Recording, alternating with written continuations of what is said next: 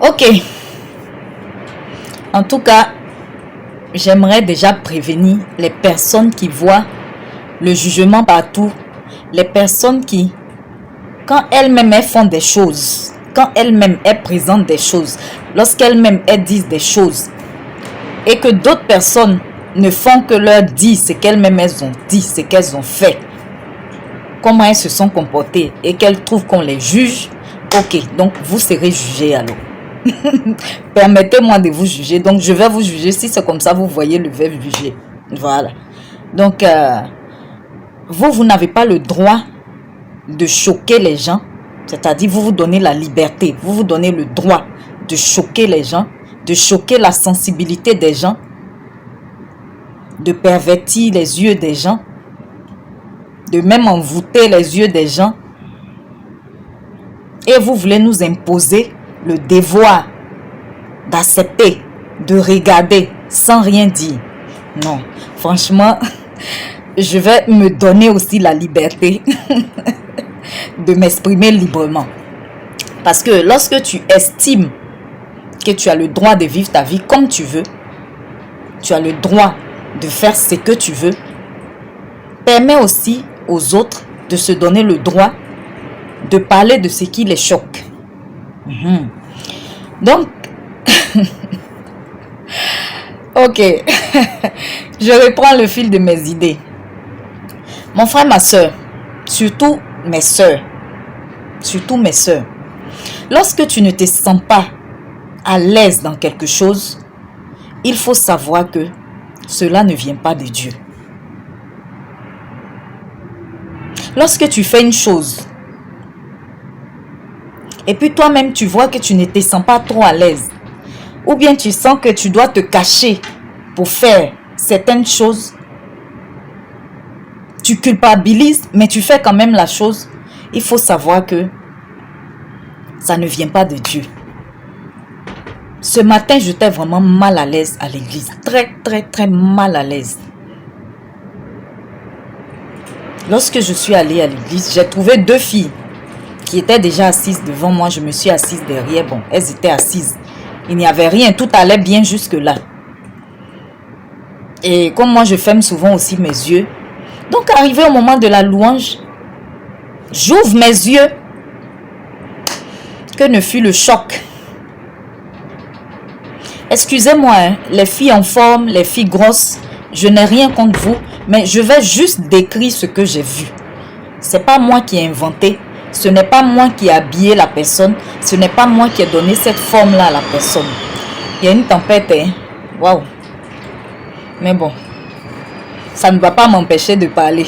Voilà, donc comme je disais là, je vais juste décrire, sans rien ajouter, sans rien retirer ce que j'ai vu.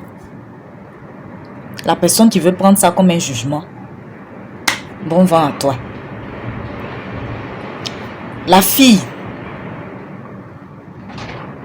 je ne sais pas si je dois dire elle est grosse, elle est en forme, je ne sais pas. Mais en tout cas, tu vois ses pieds, tu vois son postérieur. Elle-même, en tout cas, ce n'est pas une personne qui passe déjà inaperçue. Et elle s'est permise.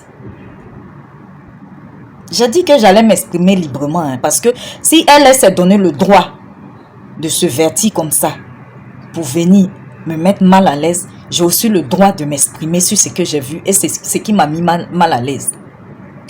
Elle s'est donné le droit donc de mettre une chemise.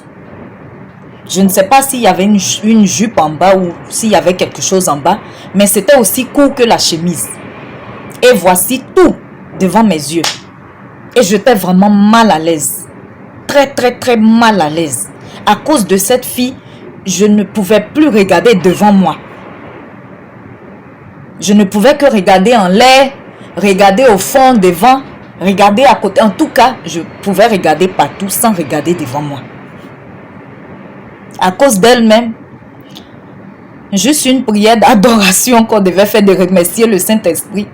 À cause d'elle, j'ai commencé déjà en même temps à lier les démons. Parce que moi, je pense que ça, c'est de la séduction.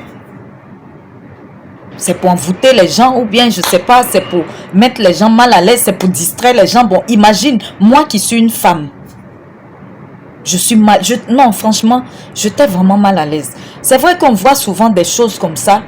Même j'ai une de mes petites qui s'habille comme ça. Et bon, elle est petite de forme. C'est une enfant par rapport même à celle-là qui était quand même une dame ou en tout cas, bon, comme quand les gens sont en forme aussi, ils paraissent pour de grandes personnes. Mais quand même, par rapport à la petite, la première fois, c'est vrai que quand je l'ai vue, j'étais un peu choquée. Mais après, je sais pas, mon cœur l'a accepté. Je lui donne vraiment beaucoup d'amour en priant. Que vraiment, mon cœur est un peu plus à l'aise avec la petite. Mais celle-là, j'ai tout fait même pour prier Dieu, même pour vraiment, pour ne pas qu'elle me distrait ou pour ne pas vraiment avoir de l'antipathie. Mais mon cœur, mon esprit ne l'acceptait pas. Et à cause d'elle, j'ai commencé à lier les démons de distraction, de séduction, d'envoûtement en même temps. Elle s'est assise en même temps. Tu sens même qu'elle n'est pas à l'aise. C'est comme il y a une fois, elle est venue à l'église, elle a porté un spencer ici, un truc qui est là, bon, un truc en tout cas où on voyait son ventre, où on voit son... En tout cas, comment je veux dire, le bas et le haut ne se touchaient pas, il y avait un espace. Et dès qu'elle est rentrée à l'église, elle s'est assise, elle a pris un foulard, elle l'a attaché. Donc, vous voyez, ne dites pas que les gens, c'est parce qu'ils ne sont pas convertis. Ils ne sont pas convertis, mais ils ont un cerveau pour réfléchir. Ces mêmes personnes-là, lors des fêtes musulmanes, ce sont elles qui sont dans les gros boubous, qui attachent les gros foulards. Mais le jour de Pâques, ce sont elles qui sont dans les ras de fesses, qui ont les mèches rouges, vert, violet, sur leur tête bleue, avec des tenues indécentes. Donc c'est Jésus, pour vous, c'est Jésus qui est sexy, quoi. Donc ces personnes-là, elles savent ce qu'elles font. Évitons, même avant la spiritualité, quand même, il y a la morale. Il y a des personnes qui ne sont pas chrétiennes, mais qui s'habillent décemment, qui s'habillent classe. Et on n'a pas forcément besoin de montrer toutes ces parties intimes, pour dire qu'on est habillé décemment, pour dire qu'on est habillé classe. Non. On peut très bien s'habiller une longue robe et puis même être classe. Donc vraiment, cette fille m'a vraiment mise mal à l'aise. À cause d'elle, je ne pouvais même pas regarder devant moi. Et cette même fille-là, tu vas voir que si elle a un rendez-vous avec une autorité, elle va à un entretien d'embauche, elle ne s'habillera jamais comme ça. Jamais elle ne s'habillera comme ça. Alors, dans quel but est-ce qu'elle s'habille comme ça pour aller à l'église? Quel est son but? Ma soeur, quel est ton but? Tu sais que à l'église, on interdit la fornication, c'est-à-dire les relations sexuelles avant le mariage. Il y a des jeunes gens qui sont là-bas. Tous les esprits ne sont pas pareils. Il y a des gens qui ont des esprits faibles. Ils vont voir ça. Moi qui suis femme, je suis dérangée. C'était vraiment choquant. Donc imagine moi qui suis une femme. Et imagine un jeune homme qui te voit comme ça, qui serait assis derrière toi. Qu'est-ce qu'il va aller faire après? S'il a un esprit faible, aller se masturber. Tu vas dire quoi? Que non, toi tu n'as pas fait ça pour provoquer quelqu'un. Mais oui, tu n'as pas fait pour provoquer quelqu'un, mais il y a les sensibilités aussi. Hein? Il y a des choses qu'on ne contrôle, on peut ne pas contrôler. Il y a des choses contre lesquelles on peut lutter, mais qui peuvent nous dominer. Donc si tu veux t'habiller comme ça, tu peux aller en boîte de nuit. Tu vas séduire autant d'hommes. Vous allez vous prendre après la boîte. Vous allez dans un hôtel ou bien vous allez quelque part pour faire ce que vous voulez. Mais ne t'habille pas comme ça pour venir à l'église. Tu n'oserais jamais t'habiller comme ça pour aller rencontrer ton président de la République. Alors pourquoi le président des présidents, le Dieu des dieux, tu viens lui montrer pareille chose?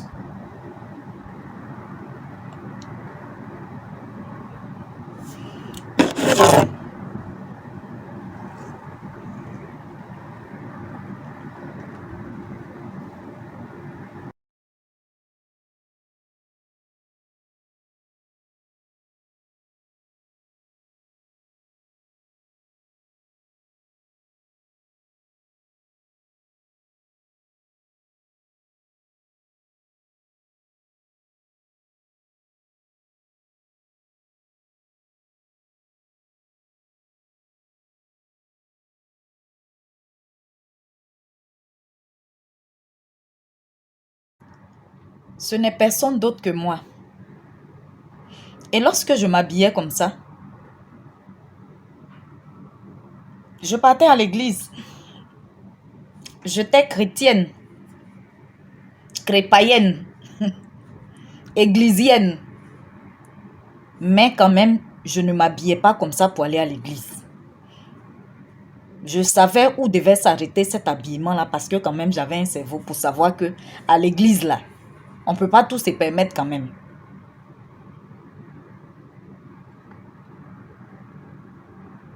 Donc, mon frère, ma soeur, quand on décide de donner sa vie à Jésus, sincèrement,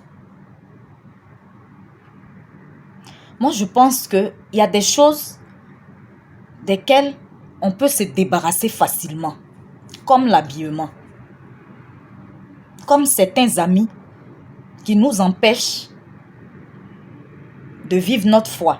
Ça, c'est des choses, en tout cas, desquelles on peut se séparer facilement. C'est la volonté. Pour s'habiller là, c'est moi qui choisis mon habillement. Pourquoi quand on s'habille, on se regarde dans le miroir, on regarde, on se tourne, on fait ceci, on fait tous ces manèges là. C'est la volonté. Et ça, c'est quelque chose que tu choisis. C'est toi qui choisis tes vêtements. C'est toi qui vas acheter tes vêtements. Tu regardes et puis ce qui te plaît, tu prends. Tu essaies, ce qui te rend, tu prends. Donc ça, c'est des choses, franchement, desquelles on peut facilement se défaire. En tout cas pour moi. Et franchement, je n'ai pas eu de mal à ça. Je n'ai pas eu de combat pour pouvoir me laisser ce genre d'habillement-là. Le vrai combat, c'est le cœur. Parce que le cœur, là, lui, on ne peut pas le contrôler. C'est difficile de le contrôler. Parce que quelquefois même, ton cœur même t'envoie vers des choses même, ou que toi-même là même, tu veux résister, mais ton cœur t'envoie vers ça. C'est ça, généralement, les gens disent, le cœur a des raisons que la raison ignore. Qu'est-ce qui est plus facile pour une personne qui était coléreuse, donc de laisser la colère par rapport à une personne qui est sexy, qui s'habille indécemment, et de changer sa garde-robe? Qu'est-ce qui est plus difficile? C'est de changer sa garde-robe. Et moi, facilement, en tout cas, j'ai changé ma garde-robe. Ce contre quoi je lutte là, c'est ça mon cœur. Parce que déjà, même moi, dans ma famille, là, la colère, là, c'est un héritage. Femme comme garçon. Parler mal, là, c'est un héritage. Encore, je suis ivoirienne. On dit les Ivoiriens parlent mal. Et moi-même, ma famille encore là. Tout ça là, ce sont des héritages. Donc, c'est pourquoi je lutte encore. Je prie toujours. C'est mon cœur. C'est pourquoi quand j'ai mis transformé par la parole de Dieu là, c'est pas pour quelqu'un d'autre. Hein? C'est pas pour quelqu'un d'autre. C'est premièrement pour moi. Le nom de la page Facebook transformée par la parole de Dieu là, c'est d'abord pour moi. Mais c'est quoi, Abby? Décider de ne plus porter un ras-de-fesse pour remplacer ça par une jupe ou bien une culotte qui t'arrive sur les genoux. Ça, c'est quoi? Ce n'est rien, ça. Maintenant, si tu refuses de le faire, c'est que c'est volontairement que tu le fais. C'est pas parce que tu n'es pas encore converti ou bien je ne sais pas quoi. Il y a des personnes qui ne sont pas converties, mais qui s'habillent décemment. Donc, à plus forte raison. Et cette fille-là, même, il faut la voir maintenant. C'est elle qui va dire aux gens, prêche.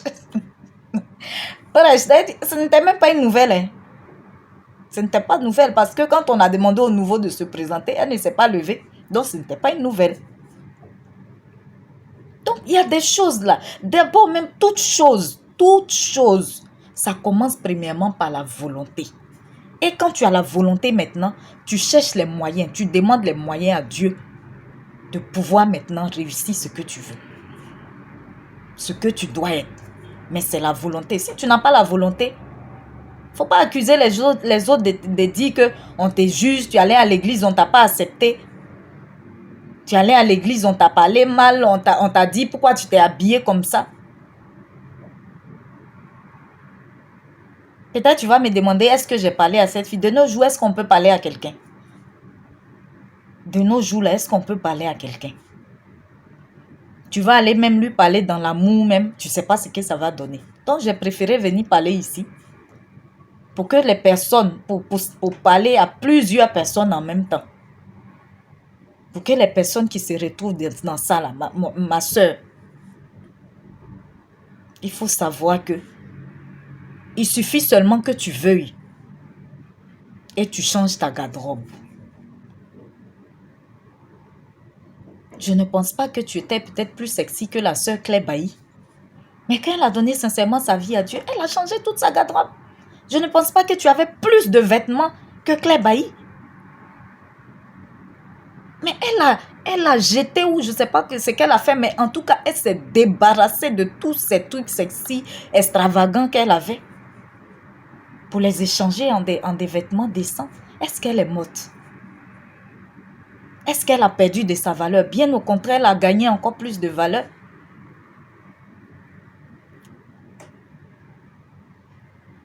Les goûts se discutent. Mais généralement, ce genre d'habillement-là, ça attire des hommes d'hôtel.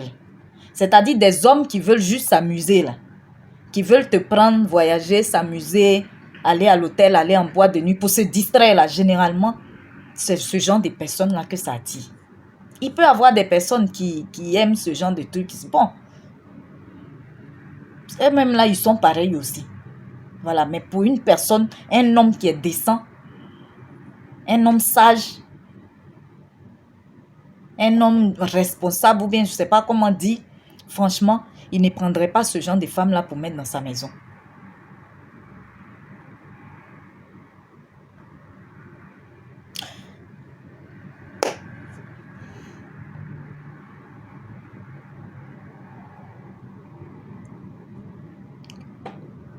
Le pire, ce n'est pas de ne jamais faire des erreurs. Et ce n'est pas de faire des erreurs. Mais c'est de s'enfoncer dans ces erreurs-là, quand bien même qu'on sait qu'on est en train de faire des erreurs.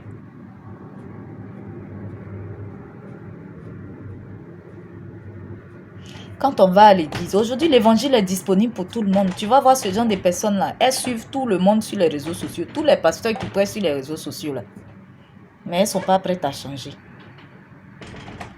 La spiritualité là aussi, c'est une étape comme la vie, hein, quand on dit la nouvelle naissance. C'est comme la naissance physique. Quand tu sors du ventre de ta mère, tu t'assois un peu, quatre pattes, en tout cas un peu, tu évolues jusqu'à tu grandis à te prendre en charge. C'est comme ça aussi la vie spirituelle. C'est pourquoi on dit mourir en Christ. On meurt, c'est pourquoi le baptême là. Quand on plonge la personne dans l'eau. Vous voyez, on te plonge dans l'eau comme ça. Tu vois, quand une personne meurt, on l'enterre, elle est couchée. Donc, on te plonge dans l'eau comme ça et puis on te ressort. Ça veut dire que tu es mort dans le péché et tu ressuscites avec Christ. Donc, c'est la même chose. Donc, quand tu sors de là comme ça dans le baptême, là, tu es un bébé spirituel et au fur et à mesure, et tu avances, mais tu ne peux pas faire je ne sais combien d'années dans l'église. Tu ne peux pas connaître la parole de Dieu, entendre la parole de Dieu et puis rester toujours pareil. Mais c'est que toi-même là, tu n'as aucune volonté de grandir. Tu n'as aucune volonté de grandir. Donc, les erreurs, on les fait tous. On a des combats, mais il y a des combats, franchement, il y a des combats qui peuvent ne même pas être des combats. Parce qu'il y a vraiment des combats plus durs que ça. Donc, il y a des trucs comme garde-robe là. Ça là, ça ne doit même pas être un combat. Le vrai combat, c'est le combat du cœur. Parce que lui là, c'est difficile de le contrôler. L'esprit est bien disposé, mais la chair est faible. Ma soeur, arrête de mettre les gens mal à l'aise à l'église. Arrête de mettre les gens mal à l'aise. À l'église, il n'y a pas que des anges. Il y a des gens aussi qui ont des sensibilités. Il y a des gens qui sont en train de lutter pour évoluer spirituellement. Et quand tu viens comme ça, là, tu les fais rétrograder. Tu les mets dans une position qui n'est pas bonne.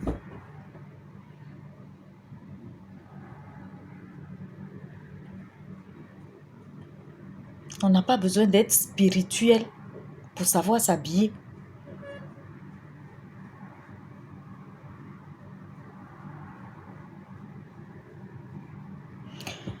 En tout cas, que Dieu nous aide à faire face au vrai combat.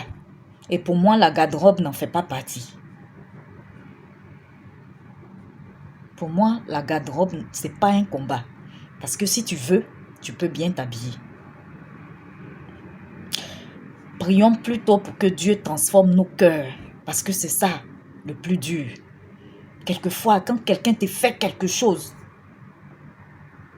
et puis même tu vois que ton cœur, si c'est avant même ou tu n'es pas en Christ même, toi-même tu sais ce que tu vas faire. Mais à cause de la parole de Dieu, tu fais un effort sur toi.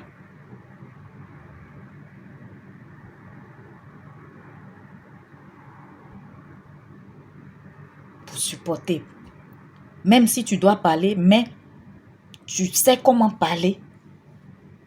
Pas comme tu réagirais avant. La parole de Dieu là, c'est bon, hein. C'est bon, hein. Si Jésus a inventé là, franchement, moi je préfère suivre un Dieu inventé qui me permet de vivre une bonne vie, qui me permet d'avoir des valeurs, des vertus, qui me donne la volonté chaque jour de bien me comporter, même si quelquefois je n'y arrive pas, mais je crois fermement qu'un jour je vais y arriver. Et toi aussi tu vas y arriver si tu le veux. Si tu prends la décision de changer.